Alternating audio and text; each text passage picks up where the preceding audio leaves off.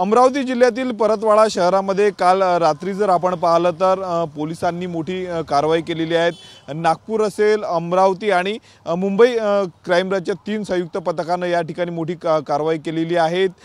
Khaparde plot area आणि ब्राह्मण सभागृह कॉलनीमध्ये जर आपण पाहिलं तर छापेमारी करण्यात आली। यामध्ये 11 संशयितांना जे आहेत ते ताब्यात घेण्यात आलेले आणि त्यामुळे मोठी खळबळ उडालेली आहे।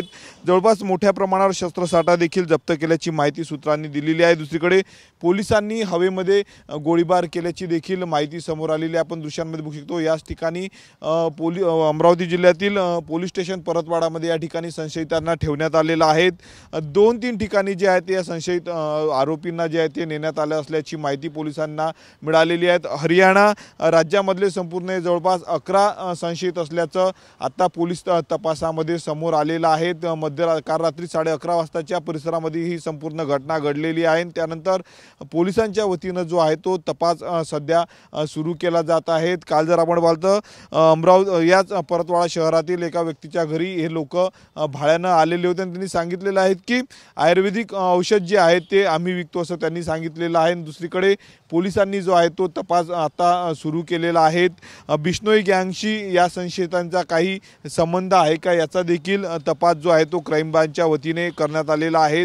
परतवाडा शहरामध्ये जर आपण पाहिलं तर ही मोठी कारवाई करण्यात आलेली आहे आणि त्यामुळे जर आपण पाहिलं तर मोठ्या प्रमाणावर जे ते चर्चा सध्या सुरू झालेली आहे। आपण दृश्यांमध्ये बघू शकतो याच परतवाडा पोलीस स्टेशनमध्ये जे आहे ते या ठिकाणी संशयितांना ठेवण्यात आले असून त्यांची कसून चौकशी सध्या सुरू असल्याचं आपल्याला पाहायला मिळत आहे। क्राइम ब्रांच मुंबईच्या पथकाने जी आहे ती माहिती दिल्यानंतर संपूर्ण या हालचाली झाल्याचं देखील आता समोर आलेलं आहे। त्यामुळे या गँगच्या माध्यमातून कुठला मोठा घातपात घडवण्याचा काही प्रयत्न होता का याचाही तपास आता क्राइम ब्रांचच्या वतीने केला जात आहे। महत्त्वाचे अधिकारी देखील या ठिकाणी दाखल झाल्याचं आपल्याला पाहायला मिळत आहे। तपास जो आहे तो सध्या आता क्राइम ब्रांचच्या वतीने परतवाडा पोलीस स्टेशनमध्ये सुरू आहे। कॅमेरामन अनिकेत दातोंडेसह मी स्वप्नील उमप, TV9 मराठी, अमरावती।